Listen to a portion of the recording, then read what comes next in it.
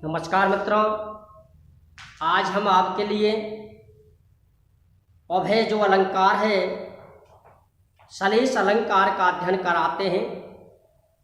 ये अलंकार अर्थ पर भी आश्रित रहता है और शब्द पर भी आश्रित रहता है। जो अलंकार शब्द और अर्थ दोनों पर आश्रित रहते हैं उन्हें हम अभय अलंकार कहते हैं। जिनमें मात्र एक ही अलंकार आता है और जिसका नाम है सलेश अलंकार।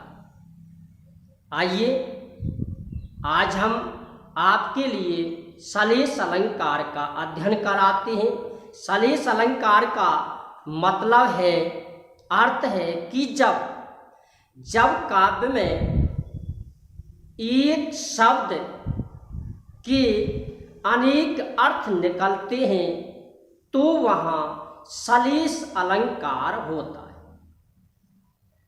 जब काव्य में एक ही शब्द के दो या दो से ज़्यादा अर्थ निकलते हैं तो वहाँ सलेश अलंकार होता है। जैसे हिंदी में एक कविता है कि पानी गए न ओबरे मोती मानुष चूं। यहाँ दो अर्थ हैं। एक कविता और भी है और वो है कि जहाँ गांठ वहाँ रस नहीं, जहाँ गांठ वहाँ रस नहीं, यह जानत है सबको। ऐसा सब लोग जानते हैं। जहाँ गांठ वहाँ रस नहीं, यह जानत सब कोई। सुमरन को खोजत फिरे कवि कामी और चोर। सोने की खोज में सभी लगे रहते हैं, जैसे कवि, कामी और चोर। इसके तीन दृष्टिकोणों में तीन ही अर्थ माने गए। अर्थात सीधा जो अर्थ है वो अर्थ है कि जब काव्य में एक ही शब्द के दो या दो से ज़्यादा अर्थ निकलते हों तो वहाँ सलेश अलंकार होता है। सलेश का जो अर्थ है श्लिष्टै पदै अनेकार्थ। श्लिष्टै पदै अनेकार्थ। श्लिष्टै पदै, श्लिष्टै का अर्थ होता है चिपकना। श्लिष्टै का अर्थ होता है चिपकना। श्लिष्टै पदै अनेकार्थ, अनेक अर्थ वाले पद। अनेक अर्थ वाला पद यदि दिया हो तो वहाँ सलेश इष्यते, उसे हम सलेश अलंकार कहते हैं। इसका जो लक्षण दिया है वो लक्षण दिया है, देखिए, नाम है सलेश अलंकार।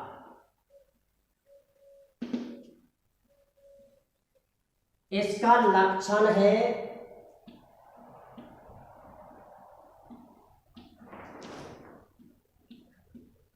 श्लिष्टै पदै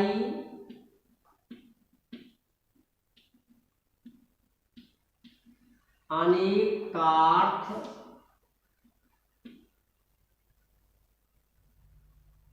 अनेकार्थ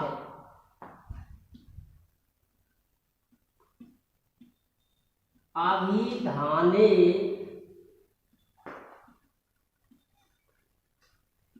सलेश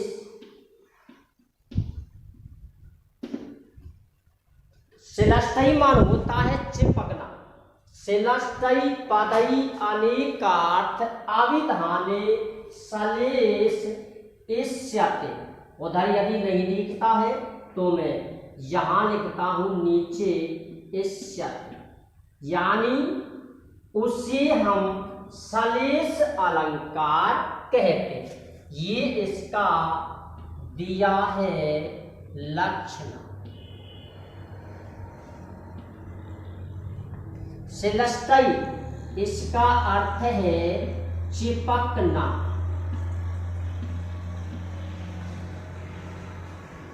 इसका अर्थ है अनेक अर्थ वाला, अनेक अर्थ वाला पद। परिभाषा, परिभाषा इसकी बनती है जब काव्य में एक शब्द के, जब काव्य में एक शब्द के दो या दो से ज्यादा अर्थ निकलते हों तो वहां सलेश अलंकार होता है। परिभाषा।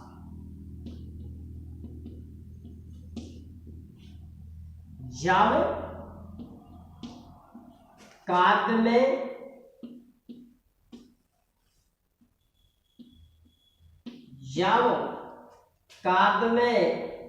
एक शब्द या पद के अनेक अर्थ हो,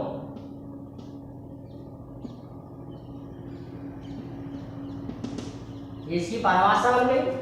जब काव्य में एक शब्द के अनेक अर्थ निकलते हो तो वहां सलेश अलंकार होता है। कोई दिक्कत, कोई शंका, कोई प्रॉब्लम? एक शब्द काव्य में आता है, वहां अर्थ निकलते हैं तो मित्रों यहां अनुप्रास अलंकार, यमक अलंकार, इन दोनों का अध्ययन आपने किया। इनमें किसी भी प्रकार की कोई कहीं पर भी समस्या नहीं होती। हमारी पहचान के आधार पर आप उन दोनों की पहचान बड़े सरल तरीके से कर सकते हो, लेकिन इसमें आपको उसका अर्थ ज्ञात होना अति आवश्यक।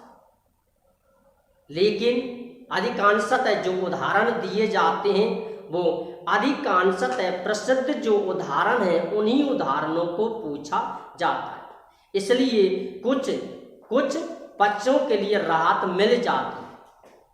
ये जो अलंकार है सलेश, ये अलंकार 3 प्रकार का होता है। कितने प्रकार का? 3। यथा जैसे नंबर 1 है सभंग, नंबर 2 है अभंग और नंबर 3 है अभय या अभंग। सभंग का मतलब है कि शब्द के खंड करके अर्थात शब्द को तोड़कर। सभंग का मतलब है तोड़ना।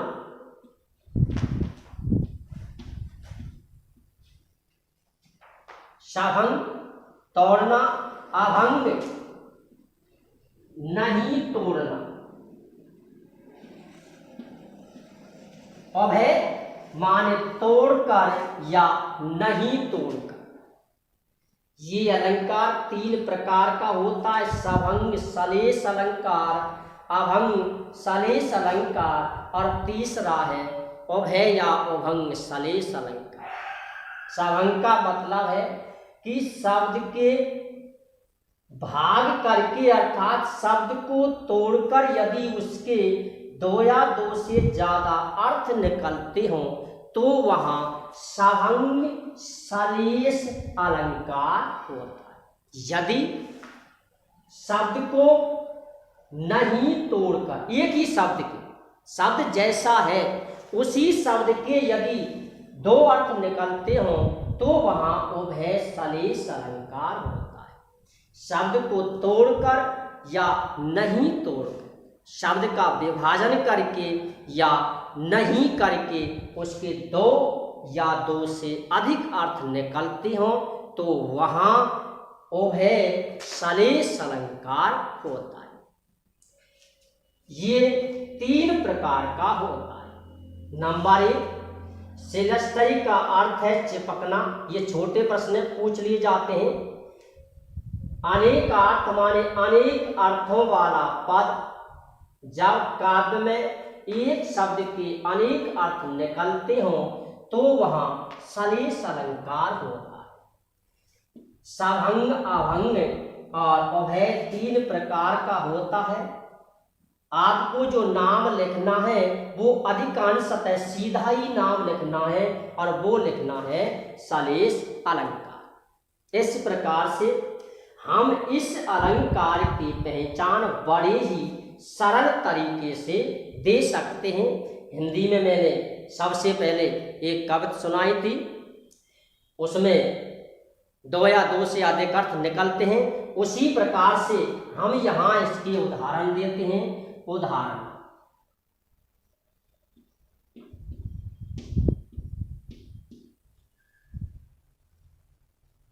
नंबर 1, चेतो नलम कामयते मदीयम्।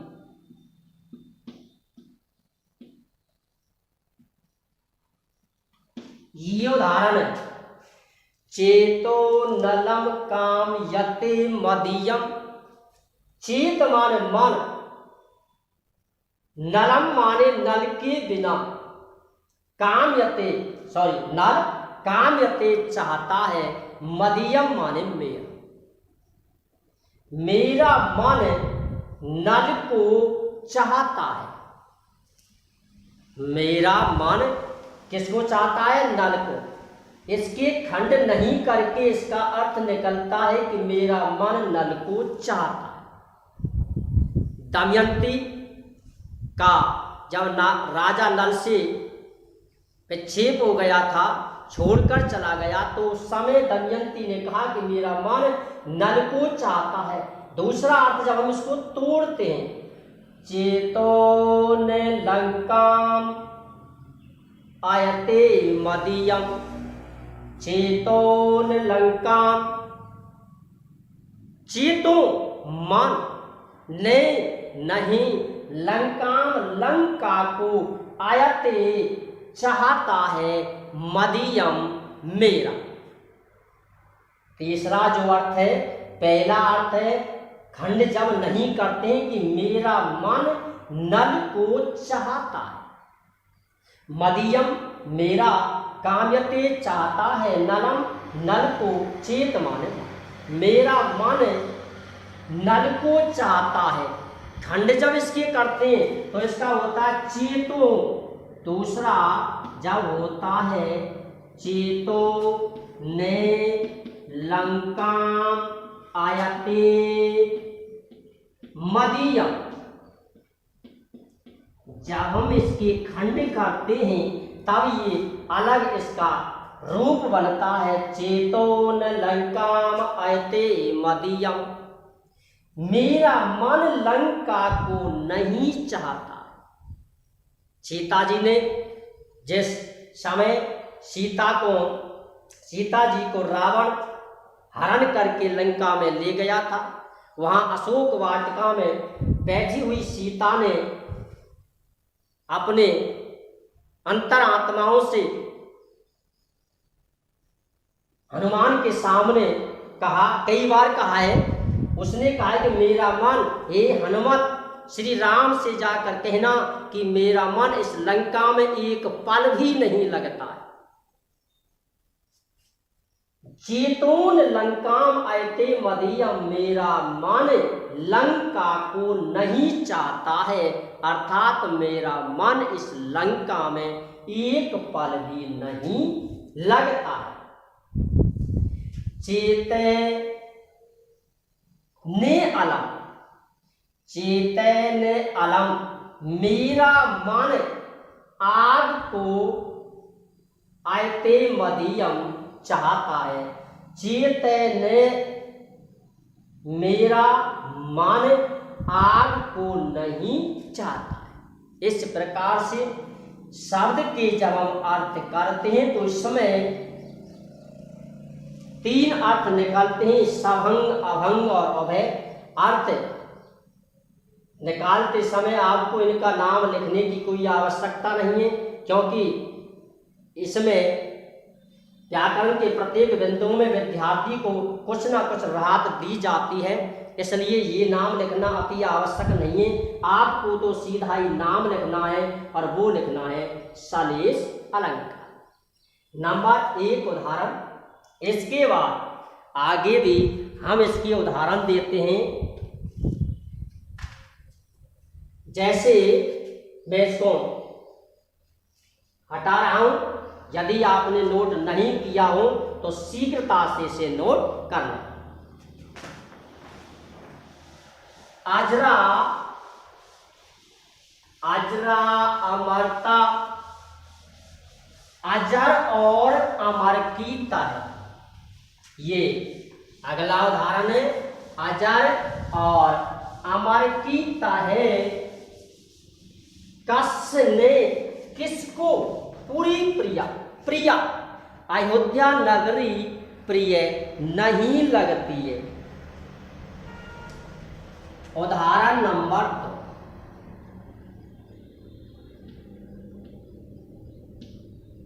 अजरा मत, अजरा मत, अज और राम, अज और राम, अजरा मत कस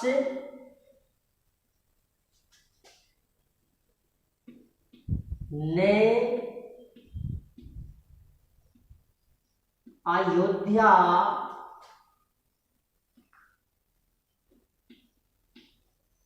पुरी प्रिय। ये भी उदाहरण है। आज और दूसरा है राम। राजा आज राम के पूर्वज थे। आज और राम की अयोध्या कस किसको ने नहीं पुरी माने नगरी, अयोध्या नगरी प्रिया माने अच्छी नहीं लगती। आज और राम की अयोध्या नगरी किसको अच्छी नहीं लगती है। दूसरा अजर और अमर, अजर अमर की तरह अयोध्या नगरी किस व्यक्ति को पसंद नहीं है या अच्छी नहीं लगती। ये इसका दूसरा अर्थ है। पहला आज और राम की अयोध्या नगरी किस व्यक्ति को अच्छी नहीं लगती है। दूसरा अर्थ है आज यानी अजर और अमर की तरह, यानी अजर अमर है अयोध्या नगरी, अजर अमर की तरह अयोध्या नगरी किस व्यक्ति को, किस जीव को इस संसार में पसंद नहीं है या अच्छी नहीं लगती। इसी प्रकार से आगे देखो नंबर 3। उच्छलद, उच्छलद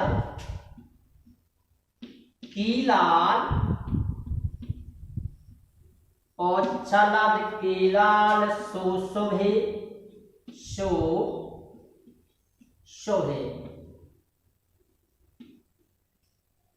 उच्छलद कीलाल सुशोभे, उछल कूद करता हुआ, उछल कूद करता हुआ जल सुशोभे शोभा देता है। वाहिनी पति, समुद्र, समुद्र में उछल कूद यानी उछलता हुआ, उफान लेता हुआ, किससे? जल से।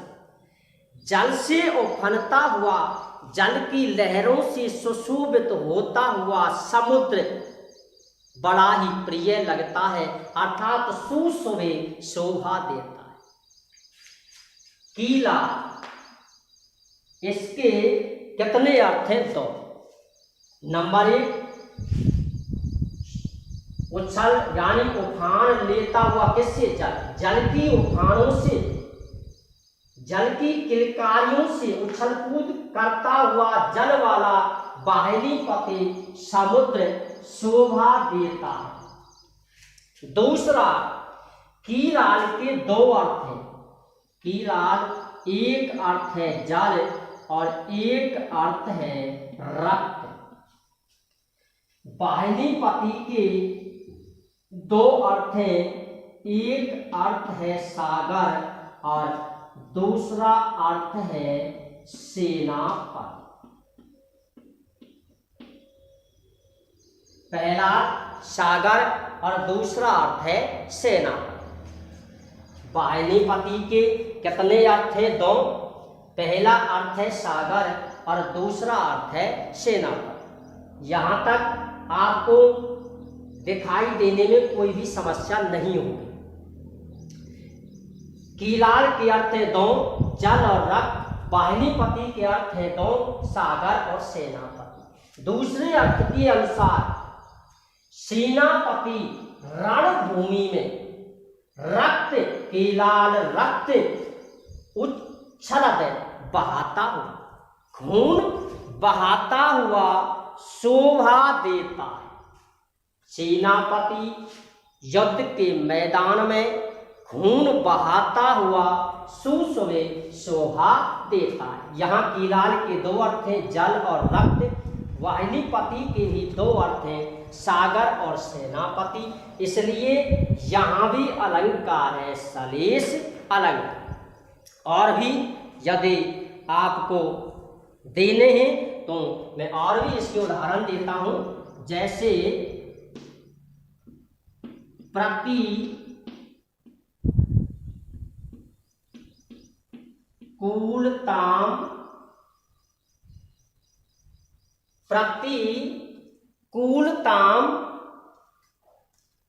उपगते,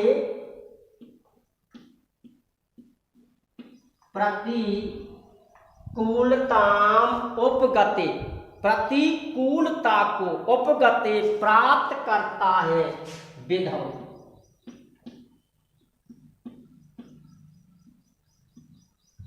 प्रतिकूलता विपरीत होने पर उपगति प्राप्त करता है विधौ भाग्य विफलत्वाम